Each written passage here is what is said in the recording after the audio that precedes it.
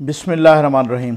जनाब, स्टोरी मैंने एक ही शेयर करनी है। स्टोरी इंतहाई अहम है। बहुत सारे मेरे दोस्त व्यूवर्स, बहुत सारे मेहरबान ये पूछ रहे हैं कि सर एक थरथली मचा रखी है शहबाज शरीफ साहब के इंटरव्यू ने, लेकिन आपकी वीडियो नहीं आ रही। वेरी सॉरी, लेकिन आपको मालूम है मैं इस पे बहुत ही गहरी रिसर्च करता होता हूँ, बहुत सारे ज़राए से बात करता हूँ। वो ज़राए ये शुरली नहीं छोड़ते जिनको पार्टी के अंदर की मालूमात होती हैं, जो बड़े बाखबर ज़राए होते हैं, जो हर हवाले से बाअसर ज़राए होते हैं। मैं उनसे बात करके मैं बहुत ही कम वीडियोस में ऐसा कहता हूं कि आप इस वीडियो को पूरा सुनें। इसका भी मैं वही कह रहा हूं क्योंकि मैंने बहुत गहरी रिसर्च की है, बहुत सारे लोगों से मैंने वो असल वजह मालूम की है। क्या वजह है शहबाज शरीफ साहब की फ्रस्ट्रेशन की। ये जो इंटरव्यू आया है, मैंने इस पे भी बात करनी है। मैंने नवाज शरीफ साहब के रद्द अमल पे भी बात करनी है। वो रद्द अमल फौरन बाद आया है, इस इंटरव्यू के फौरन बाद वो रद्द अमल आया है। मैंने शाहिद खाकान अब्बासी साहब के रद्द अमल पे भी बात करनी है, बल्कि उन्होंने जो करारा जवाब दिया है, बल्कि कुछ लोग कह रहे हैं कि जो उन्होंने मुंह तोड़ जवाब दिया है, जो कुछ लोग कह रहे हैं कि उन्होंने शहबाज शरीफ को धो डाला है, जो कुछ लोग कह रहे हैं कि शाहिद खाकान अब्बासी साहब ने शहबाज शरीफ साहब की छतरोल काट डाली है, उस पर भी बात करेंगे। और कुछ और लोगों के भी अंदर की बात क्या है। असल मसला यह होता है, हमें यह जानने की कोशिश होती है, वो आप तक पहुंचाने में। जल्दी जल्दी इस इंटरव्यू से गुजरूंगा क्योंकि इस इंटरव्यू के बाद वाला जो तबसरा करना है और जो अंदर की बातें बतानी है, वो जनाब उनसे पूछा गया सलीम साफी साहब ने इस इंटरव्यू की, हो सकता है टाइमिंग भी बड़ी अहम हो, वो आपको पता है, वो बहुत सारे ऐसे हवालों से होती है। शहबाज शरीफ साहब क्यों, अगर कोई कहता है कि खुल के सामने नहीं आए तो ये वो अहमकों की जन्नत में रहता है। मैं कहता हूं वो बिल्कुल माजत के साथ उसका बेवकूफाना जहन है। ठीक है, अगर कोई ये समझ रहा है कि वो खुल के सामने नहीं आए, जी हां, वो खुल के सामने आ गए हैं। और उस खुल के सामने आने की वजूहात क्या हैं। असल में उस दुखती रग पे, जो वो दुखती रग है ना, या जहां पैर पड़ा है, या जहां पर उस दुखती रग पे किसी ने अंगूठा रखा है, वो असल वजह है जो मैंने मालूम की है कि ये क्या वजह है, क्यों इतने फ्रस्ट्रेटेड हो गए हैं, कब से हैं, आखिर वो पार्टी के सदर भी हैं, वो सारा कुछ, ये सारी चीजें। तो उन्होंने कहा अपने इस्तीफे को तो उन्होंने जाली करार दे दिया कि जी नहीं वो जाली है। साथ ये भी कहा कि जिस तरह मैंने कहा था कि अवाम की जेब खाली है, जेब बजट जाली है वगैरह, उसी तरह से मेरा इस्तीफा भी जाली है। अब उसके बाद उनसे पूछा गया कि आप नाराज हैं या मंजर से गायब हैं, तो उन्होंने कहा नहीं वो नून लीग मेरा घर है वगैरह वगैरह। ठीक हो गया ना। तो साथ ये भी कहा, अब मैं बताऊंगा कि रिपीटेडली उन्होंने किस चीज पे जोर दिया। किसी इदारे के खिलाफ नफरत नहीं होनी चाहिए, मज़ाहमत और मुफाहमत पे उनसे बात हुई। वो कहता है कि हमारी राय ये है, मेरी राय ये है, मेरी राय कि अगर हमने पाकिस्तान को आगे लेकर जाना है तो इसका वाहिद रास्ता है कि अपनी जाती पसंद नापसंद को, अना को पीछे छोड़ दें। ठीक है ना। फिर उसके बाद उन्होंने कारगिल का जिक्र भी किया कि मुशर्रफ साहब का वो जो मुशावरत नहीं हुई थी नवाज शरीफ साहब पे, और कारगिल पे खुद चढ़ दौड़े थे। तो उन्होंने कहा कि मैंने मशवरा किया कि जब वो क्लिंटन के पास जा रहे थे नवाज शरीफ साहब, तो इनको भी साथ ले जाएं, मुशर्रफ साहब को। लेकिन फिर उसके बाद हमारी पार्टी के बहुत ही समझदार दोस्त ने कहा कि जनाब इनको न ले जाएं, क्योंकि फिर ये तासुर जाएगा, अगर ये साथ जाएंगे तो कहेंगे इनके बगैर कुछ कर नहीं सकते ये। ठीक है ना। खैर, वो कहते हैं कि पाकिस्तान तो बच गया था, लेकिन नवाज शरीफ साहब की हुकूमत नहीं बची थी। फिर उसके बाद जनाब उन्होंने साथ ये भी कहा, जब ये एस्टेब्लिशमेंट का जिक्र हुआ बार बार कंट्रोल टावर का, तो उन्होंने कहा मैं जल्दी जल्दी इस वजह से गुजर रहा हूं, मैंने बहुत ही अहम तरीन बातों पर आना है। जनाब वो कहते हैं कि इस हमाम में सारे नंगे हैं, सियासतदानों का भी फिर कसूर होता है। ठीक हो गया ना। ये बांग्लादेश या कारगिल या मार्शलाओं का हिसाब अगर लेना है तो फिर ताली दोनों हाथों से नहीं बजती, फिर इस हमाम में सारे नंगे, फिर हम पीछे ही रहेंगे। तो बहरहाल एक नेशनल रिकन्सिलिएशन की वो कह रहे हैं कि मैं बात करता हूं। और जनाब परवेज मुशर्रफ साहब की उन्होंने उस ऑफर की भी बात की कि उन्होंने मुझे वज़ीर आज़म बनाने की ऑफर की थी। 2018 के इलेक्शन की उन्होंने बात की। ये बड़ा अहम नुक्ता था, इस पर मैं थोड़ा सा रुक के कुछ बात भी करूंगा कि अगर इज्तिमाई मुशावरत के साथ स्ट्रेटेजी हम ठीक बनाते, नून लीग अगर ठीक बनाती स्ट्रेटेजी, तो मियां नवाज शरीफ साहब चौथी मरतबा वज़ीर आज़म होते। ठीक हो गया। अब ये कौन सी स्ट्रेटेजी की बात कर रहे हैं, कौन सी उन्होंने स्ट्रेटेजी बनानी थी? वही जो कंट्रोल टावर के तलवे चाटने वाली स्ट्रेटेजी, या वही जो जूते पॉलिश करने वाली स्ट्रेटेजी? कौन सी स्ट्रेटेजी बनानी थी?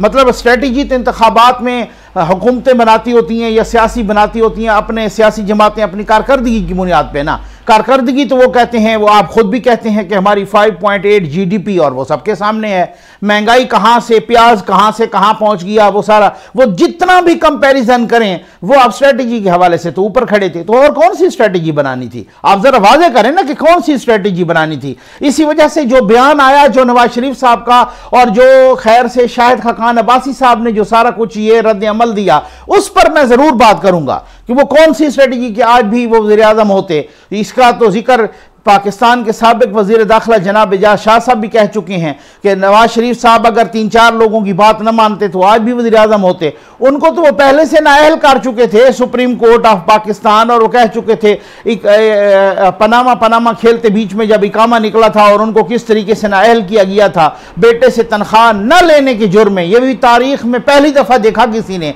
कि तनख्वाह न लेने के जुर्म में उनको नाअहल कर दिया गया। अच्छा, फिर जितनी वो उन्होंने ये कहा शहबाज शरीफ साहब, जितनी सपोर्ट इमरान खान साहब को मिली उसका 100वां हिस्सा भी किसी हुकूमत को मिलती तो आज तो पता नहीं क्या क्या से क्या हो जाता। अच्छा, फिर उसके बाद जनाब वो डील शील की खबरें भी हुई वगैरह वगैरह, और उनसे अब एक और अहम नुकता कि उनसे नवाज शरीफ साहब और मरियम नवाज साहब के फौज पे तनकीद के बारे में सलीम साफ़ी साहब ने बात की कि वो फौज पे तनकीद करते हैं।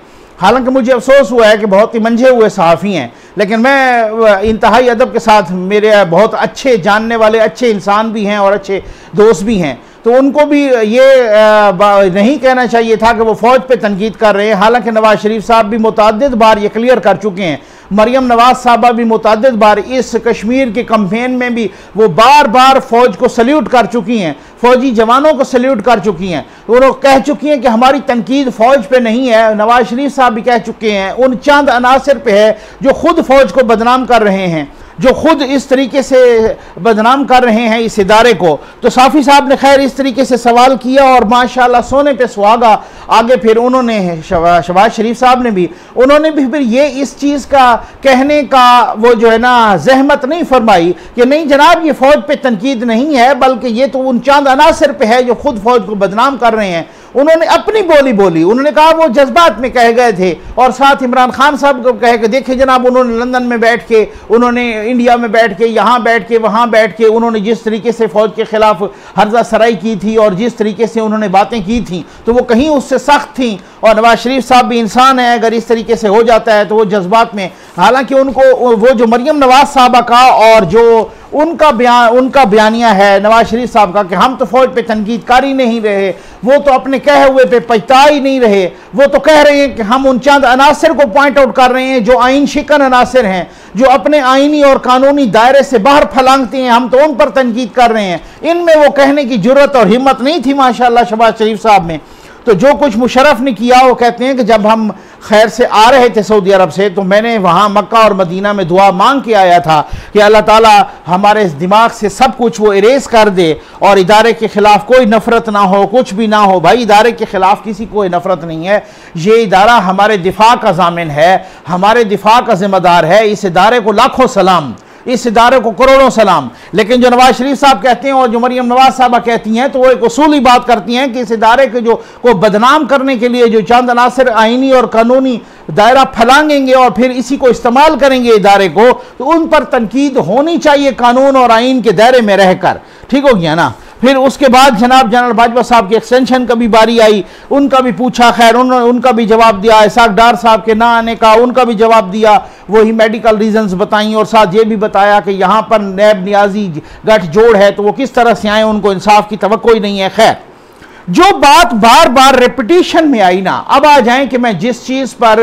वो कंसंट्रेट करना चाह रहा हूं अब उसके रद्दअमल पे आऊंगा नवाज शरीफ साहब के, अब रद्दअमल पे आऊंगा जनाब शाहिद खाकान अब्बासी साहब के, और जनाब कुछ और लोगों का रद्दअमल। मैं तो हैरान रह गया, जिनको मालशिया और पालशिया समझा जाता था उन्होंने किस तरीके से मरियम नवाज साहबा की तारीफ की। जी हाँ, कहते हैं ये बार बार जो रिपीटिशन हो ना कि हमें माजी को भुलाना चाहिए, हमें आगे चलना चाहिए। मिट्टी पाओ। वो जैसे चौधरी शुजात साहब कहते थे ना कि मिट्टी पाओ, और हमने पॉलिसी ठीक नहीं बनाई, अगर वो बनाते तो हम तो आज जीत जाते। और नवाज शरीफ साहब, भाई पॉलिसी ठीक नहीं बनाई अगर, तो इसका मतलब ये है कि आप अपनी पॉलिसी को दोष दे रहे हो। कौन सी पॉलिसी आपने ठीक, इसका मतलब ये है कि आप तो धांधली का जिक्र ही नहीं कर रहे। तो फिर धांधली आपकी जमात का ये है कि हमारे साथ धांधली हुई है, और अगर पॉलिसी आपने ठीक नहीं बनाई तो फिर तो आप अपने को दोष दे रहे हो ना, फिर तो आप अपने ऊपर सारा मलबा डाल रहे हो।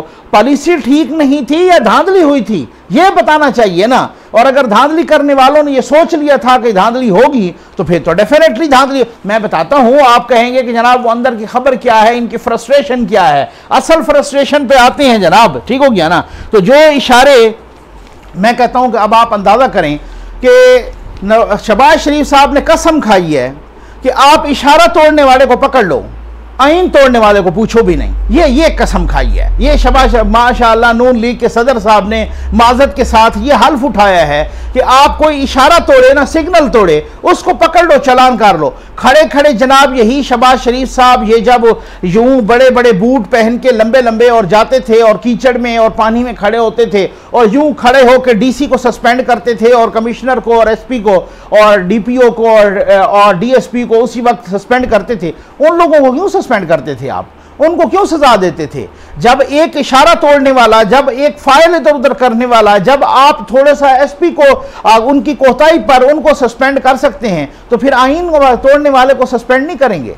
आइन तोड़ने वाले से पूछगछ नहीं होगी? यही तो हमारी माजत के साथ मुनाफकत है। और इसी चीज का तो जवाब करारा शाहिद खान अब्बासी साहब ने दिया है, और उन्होंने, मैं समझता हूं, मुंह तोड़ जवाब दिया है। उन्होंने कहा मैं उनसे पूछूंगा कौन सी वाली पॉलिसी हमारी गलत थी, कौन सी किस किस्म की पॉलिसी हमारी गलत थी? पॉलिसी यही गलत थी कि नवाज शरीफ साहब कह रहे थे कि आइन और कानून को नहीं तोड़ना। पॉलिसी यही गलत थी कि मरियम नवाज साहबा कह रही थी कि आइन और कानून के दायरे में जो नहीं रहेंगे हम उनकी मालिश पालिश नहीं करेंगे, हम उनके जूते पालिश नहीं करेंगे। यही पॉलिसी गलत थी। शाहिद खान अब्बासी साहब ने मुंह तोड़ जवाब दिया है, और शाहिद खान अब्बासी साहब का रद्द-ए-अमल आया है, ठीक करके रद्द-ए-अमल आया। तो कोई अगर ये कहे, कोई बहुत सियाना बने और ये कहे कि इख्तलाफात नहीं हैं, कोई ये कहे कि बयानिए का सिर्फ टकराव नहीं है, कोई ये कहे कि ये तो सिर्फ इख्तलाफ राय है, भाई ये सिर्फ इख्तलाफ राय नहीं है। उसके बाद नवाज शरीफ साहब का भी रद्द-ए-अमल आ गया फौरी तौर पे, शाहिद खान अब्बासी साहब से पहले पे। मैं आता हूं कि असल वजह क्या है, मैं वो बताता हूं। वो नवाज शरीफ साहब ने लिखा, ये इसके बाद कोई वजह रह जाती है, इसके बाद कोई इबहाम रह जाता है। इस नवाज शरीफ साहब के इस रद्द-ए-अमल के बाद कोई शक व शुबा का गुंजाइश रह जाती है। नवाज शरीफ साहब लिखते हैं अपने ट्वीट में कि ये जिद्दोजहद महज चंद सीटों की हार जीत के लिए नहीं, बल्कि आइन शिकनों की गुलामी से निजात के लिए है, और अपनी इज्जत नफ्स पर समझौता किए बगैर तारीख की दुरुस्त समत में खड़े नजर आने के लिए है। मुस्लिम लीग नून और अवाम के दरमियान खलीज डालने की कोशिश कामयाब नहीं होगी इंशाअल्लाह। ये नवाज शरीफ साहब लिखते हैं। वो कहते हैं हमें सीटें नहीं चाहिए, हमें आइन शिकनों से की गुलामी से निजात चाहिए। यह बात है जिसका शहबाज शरीफ साहब जिक्र नहीं करना चाहते। और फिर उसके बाद उन्होंने कश्मीर इलेक्शन का भी जिक्र किया, महंगाई का जिक्र किया, वगैरह वगैरह। अब आ जाए वो असल बात क्या है। भाई मैंने पता किया है, असल बात यह है, इस वक्त मरियम नवाज साहबा का कंट्रोल पार्टी पर मजबूत हो गया है, उनकी ग्रिप पार्टी पर मजबूत हो गई है। उन्होंने जेलें काटी हैं, वो 2 मरतबा जेल गई हैं। उन्होंने जनाब सितम जुल्म सितम सहे हैं, उन्होंने वो डट के खड़ी रही हैं, उन्होंने सही मानों में मज़ाहमत की है। मैं अल्हम्दुलिल्लाह, आपको मालूम है कि मैं वो बंदा हूं कि जो मरियम नवाज साहबा की गलती हो, जो नवाज शरीफ साहब की हो, जो कोई भी हो, किसी की गलती हो, मैं मुंह पे कहने का अल्हम्दुलिल्लाह मुझ में हिम्मत और ताकत है। लेकिन आज मरियम नवाज शरीफ साहबा तारीख की बेहतरीन और दुरुस्त समत पे खड़ी हैं। मैं बताता हूं कि अरशद शरीफ साहब जैसा बंदा भी उनकी तारीफ करने पे मजबूर हो गया है, जिनको मालशिया और पालशिया समझा जाता था, जिनको उन्होंने क्या कहा है मैं आपको यह भी बताता हूं। जनाब मरियम नवाज साहबा तारीख की उस समत पे खड़ी हैं जिस समत पे कायद आज़म मोहम्मद अली जिन्ना खड़े थे, जिस समत पे जुल्फ़िकार अली भुट्टो खड़े थे, जिस समत पे फातिमा जिन्ना खड़ी थी, जिस समत पर मोहतरमा बेनज़ीर भुट्टो शहीद खड़ी थी, जिस समत पर नवाज शरीफ साहब 2018 से आनवर्ड खड़े थे और खड़े हैं, क्योंकि मुझे 2018 से ऑनवर्ड, 2013 से 2018 यहां से ऑनवर्ड जब नवाज शरीफ साहब खड़े हैं या खड़े थे, उस साउथ पे आज मरियम नवाज साहबा खड़ी हैं। क्योंकि मुझे नवाज शरीफ साहब के 90s का जो दौर था उस पर मुझे इख्तलाफ है बहुत सारी बातों पर, मैं ये कहने की हिम्मत रखता हूं, लेकिन 2013 से ये खास तौर पे 2017-18 से ऑनवर्ड जिस साउथ पे, तारीख के दुरुस्त साउथ पे जिस पे नवाज शरीफ साहब खड़े हैं, उसी साउथ पे मरियम नवाज साहबा खड़ी हैं। अरशद शरीफ साहब ऐसे तो नहीं कह रहे कि मरियम नवाज साहबा एक अजीम लीडर हैं। मरियम नवाज साहबा, शहबाज शरीफ साहब बेशक वो सदर हों, लेकिन अगर कोई मकबूल लीडर हैं तो वो मरियम नवाज साहबा हैं। मैं नाम नहीं लूंगा, लेकिन आप यकीन करें कि हमने बहुत बड़ी बड़ी दूसरी पार्टीज के लीडरान को ये कहते हुए सुना है। मैं चैलेंज करके कहता हूं, मुझे कोई चैलेंज करे, फिर उसके बाद मैं बताऊंगा कि मैंने किन से सुना है और किन्होंने कहा है। उनसे हमने सुना है कि काश एक मरियम नवाज हमारी पार्टी में भी पैदा हो जाती। यकीन करें, मैं आपको कहता हूं, मैं हल्फिया कह रहा हूं, लोगों ने हमसे कहा है, ठीक हो गया ना। अब मुनाफकत ना करें ना इस तरीके से ना। अरशद शरीफ साहब जैसा बंदा भी ये कहने पे मजबूर हो गया है कि अगर कोई नून लीग में पॉलिटिकली मकबूल लीडर है, अगर कोई मारूफ मकबूल लीडर है, अगर कोई पॉपुलर लीडर है, तो वो मरियम नवाज साहबा हैं। मरियम नवाज शरीफ साहबा ने पार्टी पर मुकम्मल गिरफ्त हासिल कर ली है। यही दुख है, मैं समझता हूं, उनकी पार्टी के अपने सदर को भी, चचा जान को भी, और यही मामलात हैं। और ये कंट्रोल को दिनों में नहीं आया। नवाज शरीफ साहब ने दुखती रग पर हाथ रखा है। नवाज शरीफ साहब ने एक पैगाम दिया है कि अपनी वहां पे वो जलावतन बैठे हैं, या जिस तरीके से भी इलाज के लिए बैठे हैं, या जैसे भी गए हैं, या वो इसके अंदर थे, 2018 से लेकर 2021 तक उन्होंने अपने जानशीन के तौर पे ऐसी एक मकबूल तरीन, एक पॉपुलर, मोस्ट पॉपुलर लीडर को खड़ा कर दिया है कि वही वो कहते हैं ना, खटकता है दिल यज़दा में कांटे की तरह, वही खटक रही हैं। चाहे वो कंट्रोल टावर के दिल हो या आंख हो, वो कंट्रोल टावर की आंख में भी कांटे की तरह खटक रही हैं। वो गैर जमहूरी कुव्वतों के कांटे की तरह खटक रही हैं। वो हर अब आज अगर कोई पीटीआई को या तहरीक इंसाफ को ये जोम है कि अगर जनाब के हमें कोई फेवर मिलेगी, तो उनको ये नहीं है कि हमने बड़ा को तीर मार लिया अपनी कारकर्दगी की बुनियाद पे। वो मन्नतें मान के बैठे हैं कि किसी तरीके से कंट्रोल टावर से मरियम नवाज की लड़ाई जारी रहे, ताकि इस लड़ाई के फायदे में, इसके नतीजे में हमें फायदा पहुंचता रहे। यानी वो उनके जिम्मे या उनकी झोली में या उनके क्रेडिट में कोई ये नहीं है कि हमने प्याज सस्ता कर दिया है, हमने आलू सस्ता कर दिया है, हमने अवाम को रिलीफ दे दी है, हमने नौकरियां दे दी हैं। बात ये नहीं है, बात वो ये दुआएं मांग। तो फिर आप खुद बताएं कि नवाज शरीफ साहब कहते हैं कि वो अपने पत्ते, उनके बारे में मशहूर है कि वो अपने कार्ड सीने से लगा के रखते हैं भाई, वो शो नहीं करते। उनको पता है ये मामला कब तक चलेगा, उनको पता है। आज अगर मुझे पता है, किसी और सहाफ़ी को या तजियाकार को पता है कि जितने भी उनके वोटर सपोर्टर नून के हैं, वो चाहते हैं कि भाई आप पैगाम दे नवाज शरीफ साहब को और मरियम नवाज साहबा को कि डट के खड़े रहो, हम आपके साथ हैं, इसी बयानिए के साथ हैं। अगर आज मरियम नवाज क्राउड पुलर ना होती, अगर आज मरियम नवाज वोट पुलर ना होती, अगर वो करिश्माती शख्सियत की मालिक ना होती, तो फिर आप खुद बताएं कि फिर उनको तो कोई किसी किस्म का कोई खातिर में भी ना लाता। उनको तो कोई वही वाली बात है कि घास ही ना डालता। उनको तो उनके बारे में तो कोई मुतफक्किर ही ना होता, चाहे वो कंट्रोल टावर हो या चाहे वो पीटीआई हो या चाहे कोई और जमात हो। उन्होंने दुखती रगों पे हाथ रखा है भाई। इनको पता है कि 4 जलसे उनको करने दिए जाएं और रोका न जाए, उन्होंने थरथली मचा देनी है। ये उनमें कैपेबिलिटी है। अब ये कैपेबिलिटी अल्लाह ने भी दी, कैपेबिलिटी उन्होंने खुद भी अपने अंदर भी पॉलिश की। उनको अवाम, एक हर किसी की शख्सियत होती है भाई, हर किसी की अपनी पर्सनैलिटी होती है, इसमें ऐसी कौन सी बात है। अभी तक वो तारीख की दुरुस्त असल में ये मामला है कि जब पता चला कि ये तो पार्टी पर ग्रिप हासिल कर रही हैं, ये तो क्राउड पुलर यही हैं, वोट इनके नाम पे पड़ता है, लोग इनकी तकरीरें सुनते हैं। किसने रोका है शहबाज शरीफ साहब को जलसा करने में?